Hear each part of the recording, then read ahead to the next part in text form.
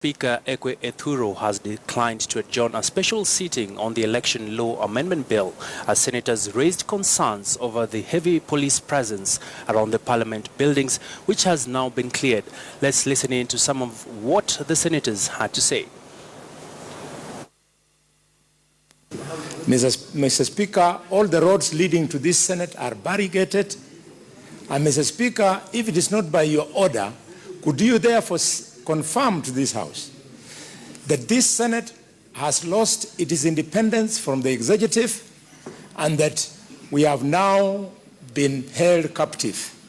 Now, what is happening outside Parliament is beyond even what is in the Powers and Privileges Act, which means that when Parliament is sitting, nothing should appear as if there is restriction of a member of Parliament getting into the palaces of Parliament, if I may put it that way. Now, obviously, Mr. Speaker, this morning what happened to me, like other members of Parliament, is that I could not access Parliament using my car. And when I had a little argument with the members of the police, but a very gentle conversation, it was as if I did not obey what they were telling me, then I will not have access to Parliament. Mr. Speaker, the question that I'm raising is for you to confirm to us that the barricading of the road to Parliament, the access to Parliament, are these police officers under the instructions of Parliamentary Service Commission, or whose instructions are they acting on, Mr. Speaker? Because, Mr. Speaker, it is important that for Parliament to operate independently. And, Mr. Speaker, we also appreciate that, you know, the National Police Service Commission, Mr. Speaker, is supposed to be an independent institution.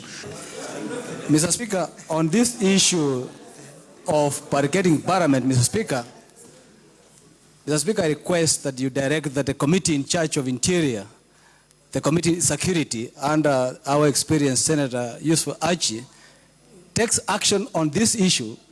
First, they can you order the removal of the barricades, Mr. Speaker, so that the Parliament can have its own supremacy to exercise this mandate. Thank you, Mr. Speaker. That when the tools of state coercion are littered all over Parliament, it sends an extremely negative signal.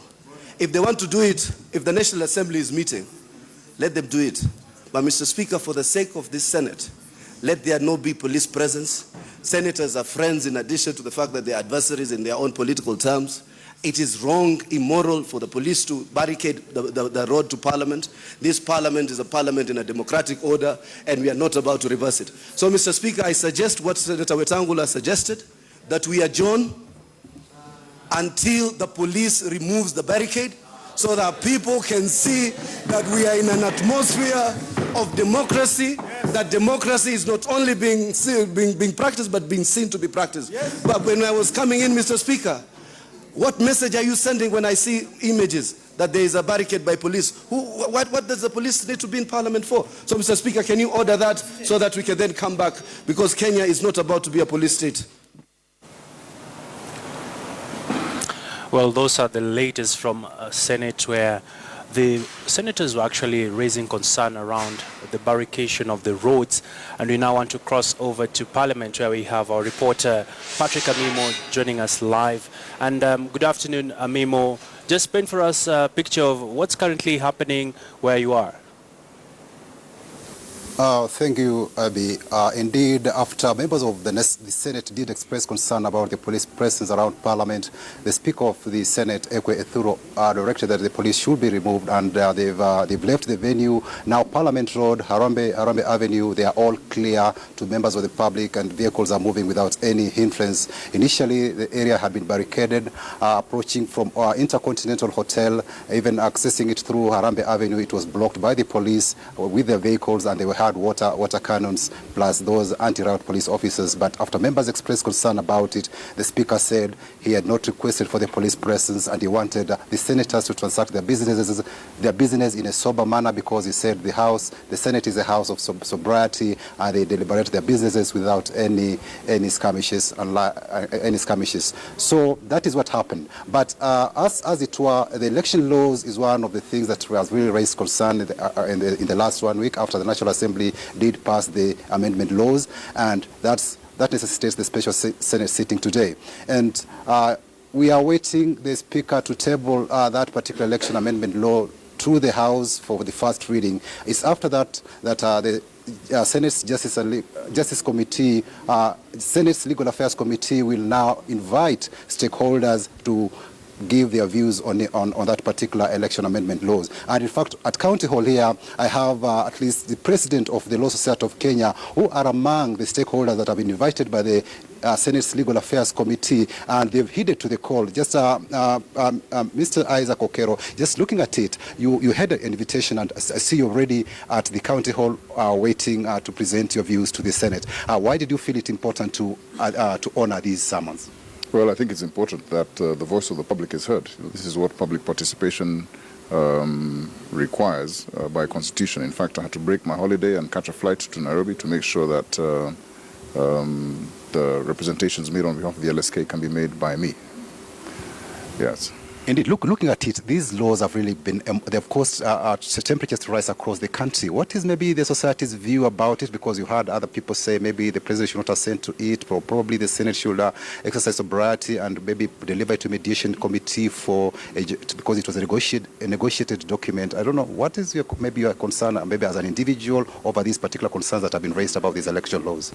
Well, I don't want to preempt my presentation to the Senate Legal Affairs and Human Rights Committee, but I will say that at an important time in history as now, it's important that we remember where we've come from.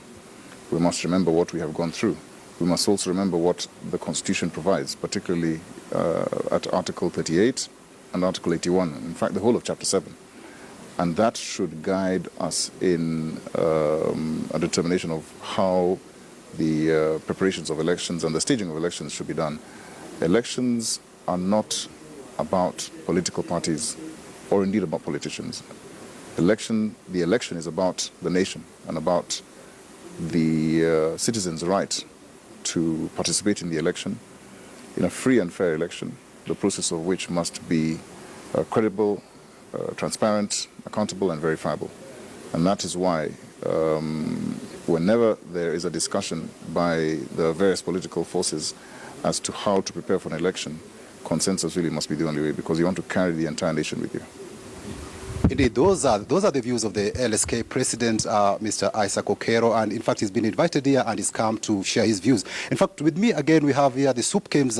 SUPKEM was also invited, and we have a representative from SUPKEM here, Mr. Aden Wach, who is just joining me just briefly also to give us his side of the story. Maybe as yeah, indeed, he'll just give us more on what and under what capacity is here to present his views, because he's been invited by the Senate's Legal Affairs Committee and he's heeded to the call. He's now here with me at the County Hall. Maybe Aden Wach, just tell us why you felt it important to come here.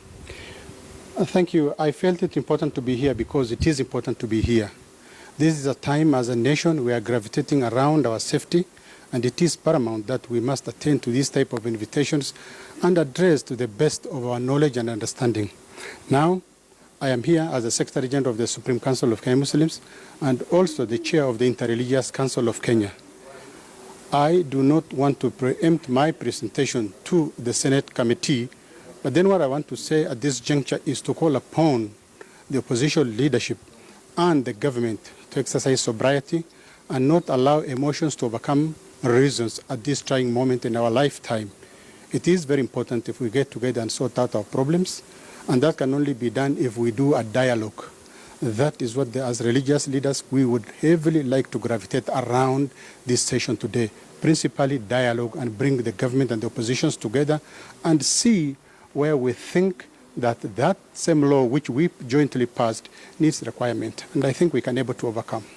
Thank you indeed, Secretary General for SUPKEM. Indeed, we've seen there are so many stakeholders here. We have Kenya Daima, we have KEPSA represented, and some are saying that we also have the IEBC CEO, Mr. Chiloba, who is also present, but majority are saying that they don't want to preempt their views now, and we'll wait until the Senate Legal Affairs Committee convenes the session, and the session will be live. That's when we'll get to know what each stakeholder has to say about these controversial and contentious election laws in the country. Back to the studio again. Well, many thanks there, Patrick Amimo, coming to us live from County Hall, just giving us an update into the Senate sittings that were actually meant to kick off today. And of course, in the afternoon, we'll be having more updates from that side.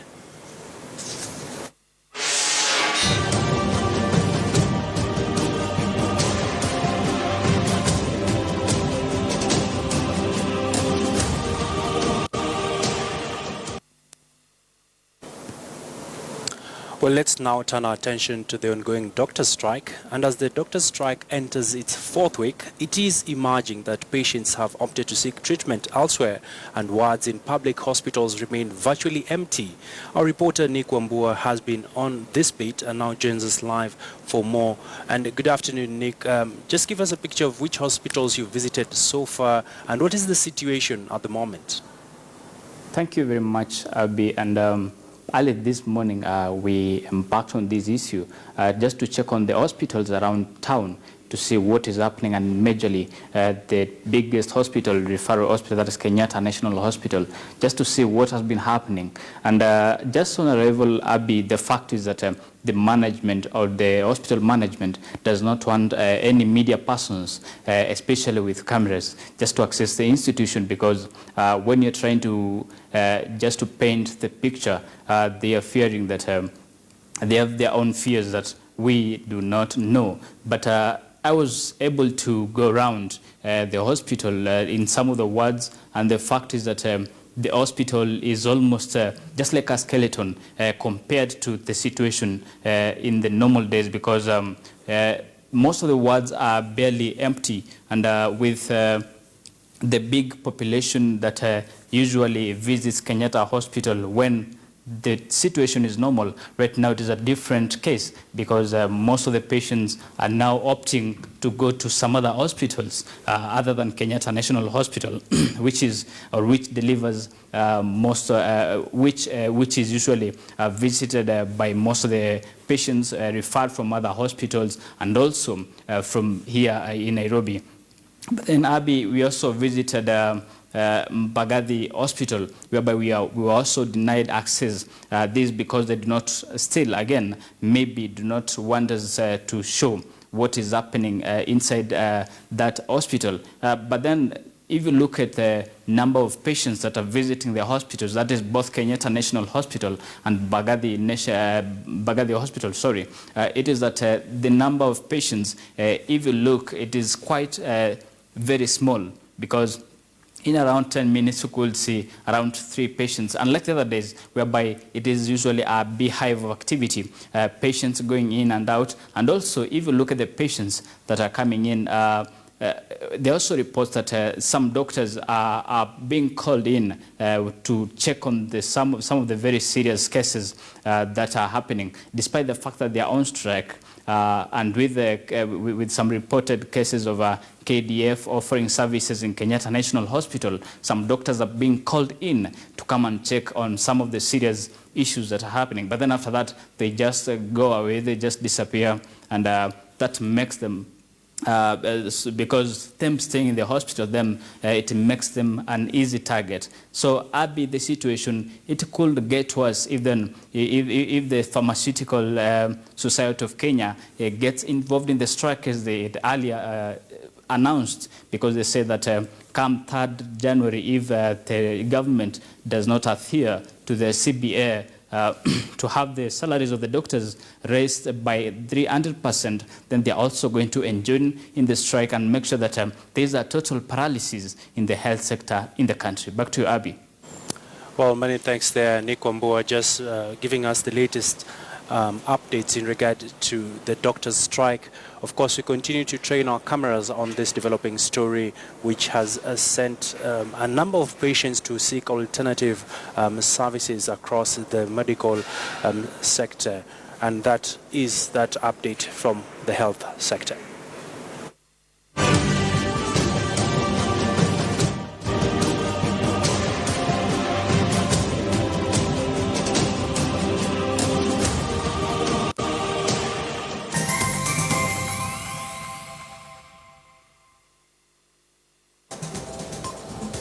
Welcome back. You're watching KTN News Desk, and let's move to Mombasa now, where our reporter Francis Ontomwa is standing by with reactions over the electoral amendment bill, which the opposition leaders have maintained that they'll be calling for mass action if the bill is not amended. And good afternoon, Ontomwa. Just bring us up to speed on what's happening in Mombasa. We understand that ODM leadership in Mombasa has actually spoke about the upcoming mass action for 4th January. Well, indeed, Agina, throughout this day, actually, residents of Mombasa have been following keenly what has been transpiring in Senate, and they have been actually trying to follow which way this particular debate will be taking. And down here in the coast, we've been speaking to residents, we've been speaking to some opposition officials. We have actually particularly been speaking to ODM chairman here in Mombasa, Mohamed Hatmi, and they are making it quite clear that they are ready for mass action come the 4th of January. That is, should things actually not go their way. They're ready to fight it out through mass action, and they are only waiting actually for the top brass to call this particular mass action. Well, generally down here there is a feeling that dialogue is actually the ultimate way to end this particular problem, rather impasse that is of course dogging the election of next year. And they're saying that it is a time that perhaps partisan interests should actually be put aside, and CORD and Jubilee should actually come and down and actually agree on the best modalities to conduct next year's general election. The biometric voter registration that has been actually been at the center of this particular matter, many feel that the introduction of manual voting will actually, in a way, actually tamper with the validity of our next year's general election. And many actually agreeing to the fact that there should be actually some sobriety in that particular front, and to be able to tackle that particular issue. There is, of course, a splitting debate. There are a section of residents who are actually not ready for this particular mass action. They are actually citing, of course, there was that mass action that characterized events in the last couple of weeks when, of course, this debate was actually again in the limelight. And they are saying that enough is enough. That is, of course, a script that they may not want to actually go back to. And all they are calling right now is for leaders to move with sobriety and try and reason out on the best way actually to actually end this particular problem and find actually an amicable solution as the election of next year, of course, beckons. Well, many thanks there, Francis Ontomwa, just giving us an incisive update on the situation in Mombasa County, even as the Senate special sittings are expected to continue in the afternoon. And moving on, a search mission has been intensified to recover the body of a woman who was attacked by a crocodile in Anoli village of Madogo Division, Tana River County. A 30-year-old mother of 4 was drawing water from Tana River when she was grabbed by a crocodile and thrown into the river. The attack was the third this year after 2 children were attacked in separate incidents in June and September, where only one body was recovered.